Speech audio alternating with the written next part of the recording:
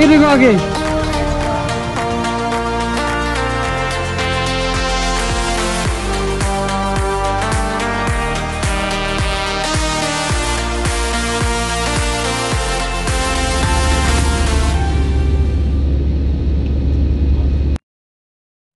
গুৱাহাটী এয়াৰপৰ্টৰ পৰা ৰাওনা হৈছোঁ দিল্লীলৈ বুলি আৰু দিল্লীৰ পৰা বাছেৰে আমি যাম মানালীলৈ। মানালীত ক'ত ক'ত ফুৰিলোঁ কি কৰিলোঁ এই সকলোখিনি অলপ আপোনালোকৰ লগত শ্বেয়াৰ কৰিবলৈ চেষ্টা কৰিম। আশা কৰোঁ আপোনালোকে ভিডিঅ'টো চাই ভাল পাব।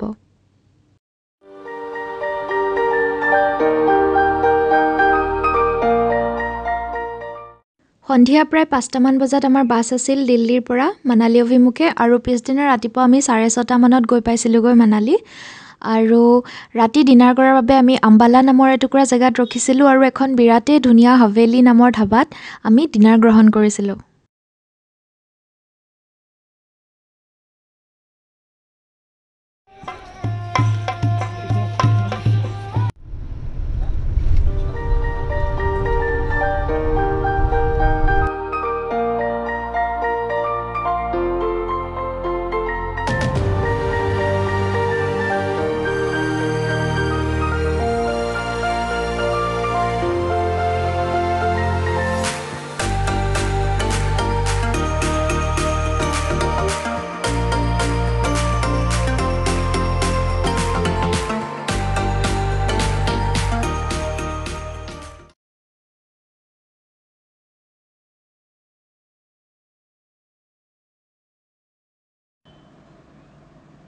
আমি আহি হোটেল পালোহি। আমাৰ চেক ইন টাইম আছিল ৰাতিপুৱা 9টা বজাত আৰু আমি যিহেতু 7:30 মানতে পাইছিলোঁ আমি ৰিচিপশ্যনতে অলপ দেৰি ৱেইট কৰিলোঁ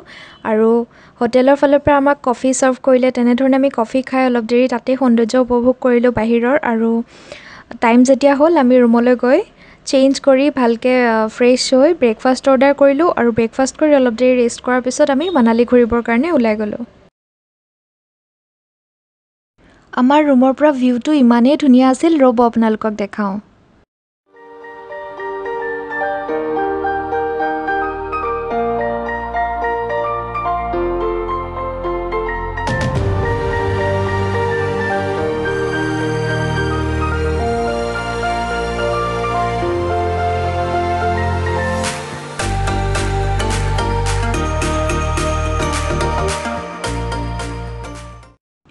মানালীত আমাৰ ফাৰ্ষ্ট ডেষ্টিনেশ্যন আছিল ক্লাব হাউচ। ক্লাব হাউচ মানালীৰ এটা পপুলাৰ টুৰিষ্ট স্পট হয়। মানালচু নাল্লা নামৰ নদীৰ পাৰত অৱস্থিত ক্লাব হাউচ সম্পূৰ্ণৰূপে ব্ৰিটিছ ষ্টাইলত বনোৱা আৰু তাত ভেৰাইটিজ ইনড'ৰ আউটড'ৰ এক্টিভিটিজ কিছুমান কৰিব পৰাকৈ সুবিধা আছে। সৰুৰ পৰা ডাঙৰলৈ প্ৰতিজনে যাতে ধুনীয়াকৈ তাত টাইম স্পেণ্ড কৰিব পাৰে তাৰ কাৰণে বিভিন্ন সুবিধা কৰা আছে। তাত জিপ লাইনিঙো কৰিব পাৰি আৰু ইনড'ৰ আউটড'ৰ ভেৰাইটিজ গেমবিলাক কৰিব পৰাকৈ আছে। ভিডিঅ' গেম চেণ্টাৰ আছে আৰু লাইব্ৰেৰী আছে, এটা অডিটৰিয়ামো আছে আৰু ভেৰাইটি ষ্টলবিলাক আছে তাৰ পৰা যাতে টুৰিষ্টে তাৰ লোকেল কাপোৰবোৰৰ পৰা ধৰি বিভিন্ন সামগ্ৰী যাতে ক্ৰয় কৰিব পাৰে তাৰ থলুৱা সেইবোৰৰ সুন্দৰ ব্যৱস্থা আছে, কিন্তু প্ৰাইচবিলাক তাত অলপ বেছি হয়। আৰু তাত ৰেষ্টুৰেণ্ট কিছুমান আছে, তাত থলুৱা খানাবোৰ পায় আৰু আমি তাত চিড্ডু ট্ৰাই কৰিছিলোঁ। চিড্ডু মানালীৰ এটা পপুলাৰ ফুড আইটেমত পৰে আৰু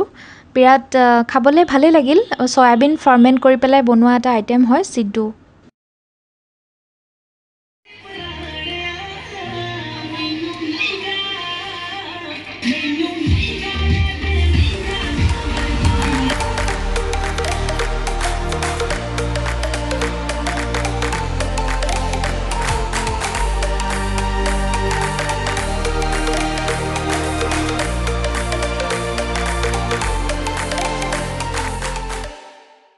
ক্লাব হাউচৰ পাছত নেক্সট আমি গৈছিলোঁ হিড়িম্বা টেম্পললৈ।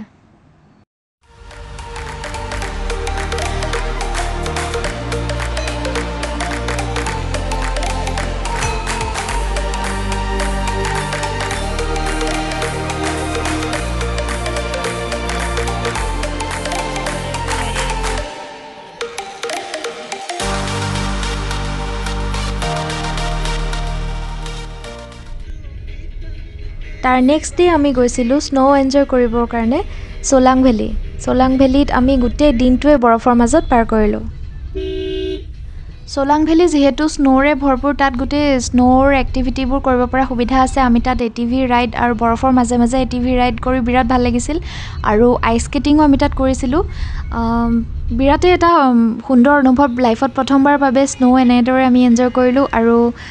যেহেতু ড্ৰেছবোৰ সম্পূৰ্ণৰূপে তিতি যায় বা বুটছ পিন্ধি গ'লে বা এনেকুৱা জোতা সকলো বেয়া হৈ যায় ৰাস্তাৰ কিনাৰত এনেকুৱা দোকানবোৰ থাকে তাত ড্ৰেছবোৰ ভাড়াত পায় এনেকুৱা ড্ৰেছটো ভাড়াত পিন্ধি গ'লে আৰু লগত বুটছো থাকে বুটছ আৰু ড্ৰেছযোৰ আমি ভাড়াত লৈ তেনেধৰণে গোটেই দিনটো স্নো এনজয় কৰি আহিলোঁ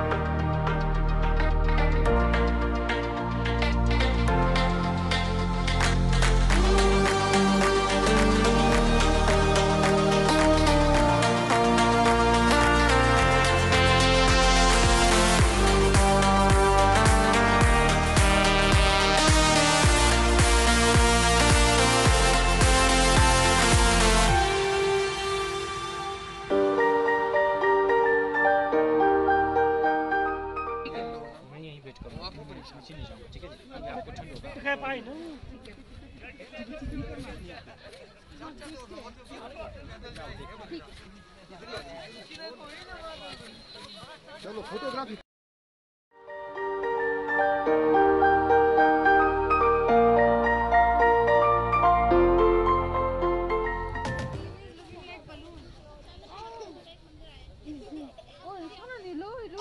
डॉगी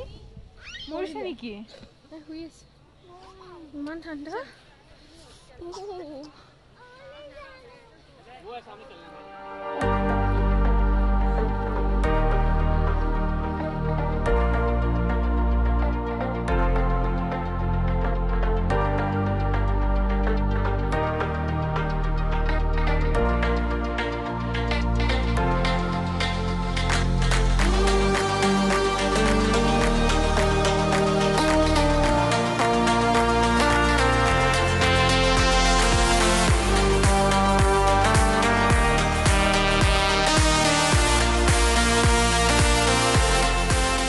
নেক্সট ডে ৰেডি হৈ ব্ৰেকফাষ্ট কৰি আমি কফি কাপৰ আমেজ ল'লোঁ বাহিৰৰ সুন্দৰ পৰিৱেশ উপভোগ কৰি আৰু তাৰ পাছতে আমি ৰাওনা হ'লোঁ পেৰাগ্লাইডিং কৰিবলৈ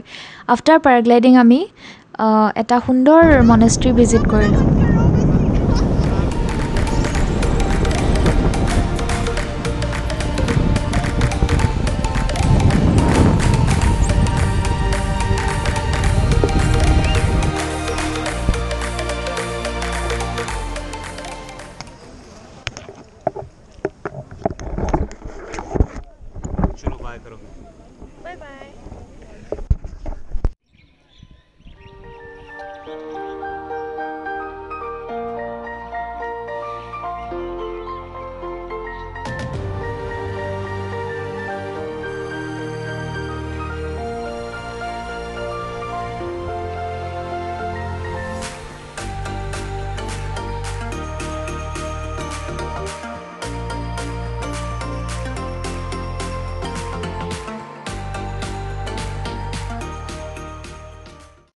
নেক্সট ডে আমি গৈছিলোঁ এটা কুটিৰ উদ্যোগলৈ মহিলা কুটিৰ উদ্যোগলৈ তাত তাৰ লোকেল মহিলাসকলে থলুৱা তেওঁলোকৰ সাজপাৰবিলাক তাতে নিৰ্মাণ নিজে বৈ পেলাই উৎপাদন কৰে আৰু তাতে বিক্ৰী কৰা হয় এটা ৰিজনেবল ৰেটত আৰু তাৰ পৰা আমি চেলৱাৰ হিমাচলী চেলৱাৰ ছেট আৰু শ্বল এনেকৈ বিভিন্ন ধৰণৰ বস্তু ক্ৰয় কৰিছিলোঁ তাৰ পৰা ওলাই নেক্সট আমি গৈছিলোঁ নাগাৰলৈ আৰু নাগাৰৰ এখন হেৰিটেজ ৰেষ্টুৰেণ্টত আমি লাঞ্চ কৰিলোঁ আৰু লাঞ্চ কৰি উঠি আমি গ'লোঁ নাগৰ কেচেল চাবলৈ নাগৰ কেচেল পাওঁতে আমাৰ ইতিমধ্যে গধূলিয়ে হৈ গৈছিলগৈ নাগৰ কেচেল বনোৱা হৈছিল প্ৰায় 500মান বছৰৰ আগতে এজন হিমাচলৰ ৰজাৰ দ্বাৰা তেওঁৰ নাম আছিল ৰাজা সিদ্ধ সিং আৰু সম্পূৰ্ণ কাঠেৰে সৈতে বনোৱা অতিকে সুন্দৰ এটা কেচেল হয় আৰু এতিয়া এইটো হিমাচল টুৰিজিম ডিপাৰ্টমেণ্টে ধুনীয়াকৈ চলাই আছে আৰু এতিয়া এইটো এটা হেৰিটেজ হোটেল নিচিনাকৈ ৰাখিছে আৰু টুৰিষ্ট প্লেচো হয় এনেকৈ মানুহ গৈ আমি যেনেকৈ চাইছোঁ তেনেকৈ চাইগৈ আৰু তাত ৰেষ্টুৰেণ্ট এইবিলাকো আছে আৰু আমাৰ এখন বলিউডৰ মুভি আছে নহয় জাবুই মেটো তাত শ্বুটিং কৰা হৈছিল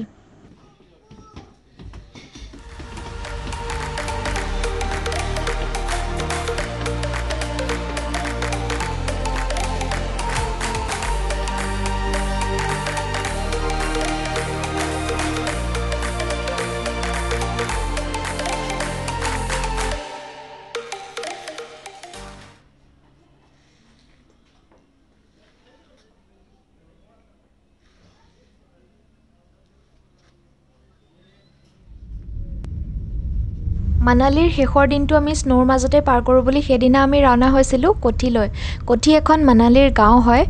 লাষ্ট ভিলেজ বুলি কোৱা হয় মানালীৰ আৰু ৰোহতাং পাছতে পৰে যিহেতু সেইটো সময়ত ৰোহতাং পাছ বন্ধ আছিল হেভি স্ন'ফলৰ কাৰণে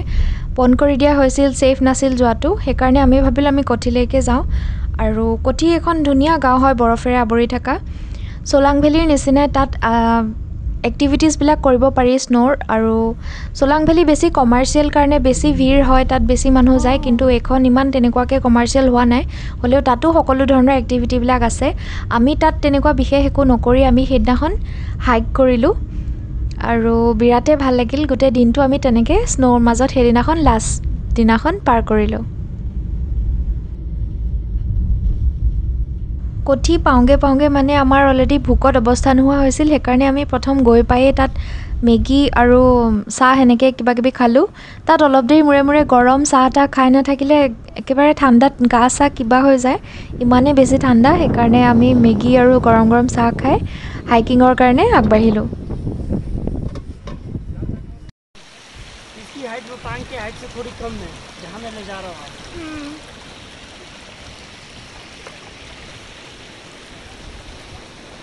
पाउडर पर मिलेगी मतलब रूई वाली जो आप चला सकते हो यहाँ पर देख सकते हैं ठंडा बहुत देखने की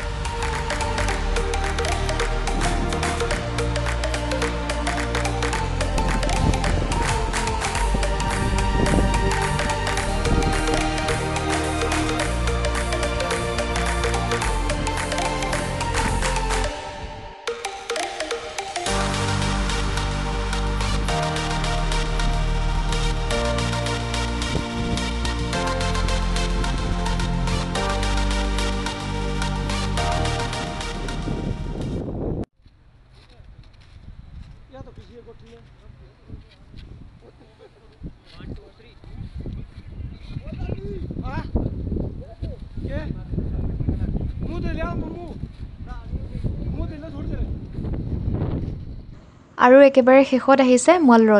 মল ৰোড মানালীৰ একদম চেণ্ট্ৰেল হাব হয় তাতে মেইন মাৰ্কেটটো আছে বজাৰ সমাৰৰ পৰা গোটেইখিনি তাত কৰিব পাৰি আৰু সেইটো সময়ত মানালী উইণ্টাৰ কাৰ্নিভেল চলি আছিল আমি আগতে গম পোৱা নাছিলোঁ কিন্তু আমি লাকিলি তাত গৈ পেলাই গম পালোঁ আৰু ধুনীয়াকৈ সেইকাৰণে গোটেই মল ৰোডখন সজাই পৰাই তোলা হৈছিল তাত বহি থাকিলে কেনেদৰে সময় পাৰ হয় গমেই নাপায় তাত গোটেই শ্বপিং কৰাৰ পৰা ধৰি গোটেই সময়খিনি বহুতেই ভাল লাগে আৰু আমি উইণ্টাৰ কাৰ্নিভেল চাবও পালোঁ তাৰে কিছুমান ক্লিপছ আপোনালোকৰ মাজত শ্বেয়াৰ কৰি মই ভিডিঅ'টো শেষ কৰিম।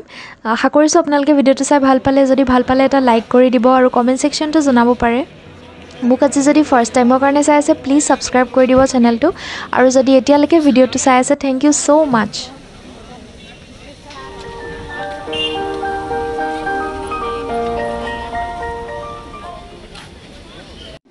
की कहना है थोड़ा सा टाइम तला गना ना एक तरह से जाली था थोड़ा सा ना घोर है कार्जन है ना जी। तो थोड़ा सा आप संयम बनाए रखे। बीता नहीं तो राग लाना है। अच्छा राग लाना है उसे हमारी बेटी तेज है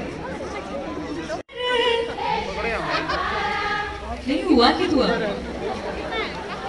क्लार नहीं खाई बतौरी बको माता में खैरी